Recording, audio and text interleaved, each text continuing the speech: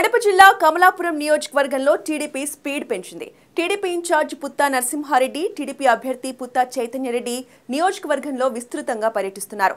నియోజకవర్గంలోని పలువురు వైసీపీ కీలక నేతలు టీడీపీలో చేరారు.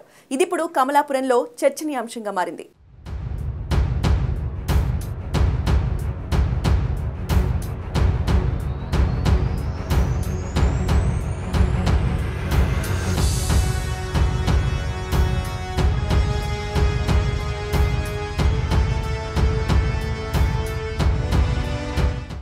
ఏపీలో ఎన్నికల షెడ్యూల్ వచ్చిన నేపథ్యంలో కడప జిల్లా కమలాపురంలో ప్రధాన ప్రతిపక్షం టీడీపీలోకి జోరుగా సాగుతున్న వలసలు అధికార వైసీపీలో ప్రకంపనలు రేపుతోంది.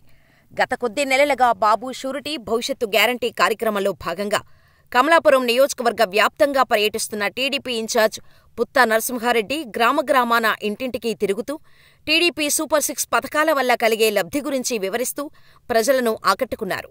కమలాపురం నగర పంచాయతీ, కమలాపురం మండలం, విఎన్పల్లి మండలం, చింతకొమ్మ దిన్నె మండలం ఇలా నియోజకవర్గ వ్యాప్తంగా మండలాల వారీగా గ్రామగ్రామాన కీలక వైసీపీ నేతలు వందలాదిగా కుటుంబాలతో సహా వైసీపీని వీడి పుత్తా సమక్షంలో సైకిలెక్కడం కమలాపురంలో చర్చనీయాంశంగా మారింది.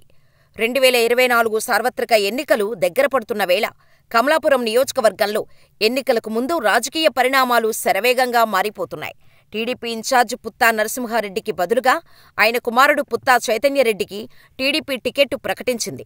అయితే చైతన్యరెడ్డి మాత్రం తన తండ్రికే టికెట్ ఇవ్వాలని హైకమాండ్ను రిక్వెస్ట్ చేస్తున్నట్టు సమాచారం. అయితే లోకేష్ మాత్రం పుత్తా చైతన్యరెడ్డికే ఫిక్స్ అయినట్టు తెలుస్తోంది. వైసీపీ ఎమ్మెల్యే రవీంద్రనాథ్ రెడ్డికి ప్రజల్లో నెలకొన్న వ్యతిరేకతకు తోడుగా టీడీపీ, జనసేన పొత్తు కూడా పుత్తా చైతన్యరెడ్డికి రాజకీయంగా కలిసి వచ్చే అవకాశం ఉంది. మొత్తంగా కమలాపురం టీడీపీ అభ్యర్థి పుత్తా చైతన్యరెడ్డి చేతిలో జగన్ మేనమామ రవీంద్రనాథ్ రెడ్డి ఓటమిని ఎవరూ తప్పించలేరని, ఈసారి కమలాపురం గడ్డపై టీడీపీ జెండా ఎగరటం ఖాయమని తెలుగు తమ్ముళ్లు కాన్ఫిడెంట్గా ఉన్నారు.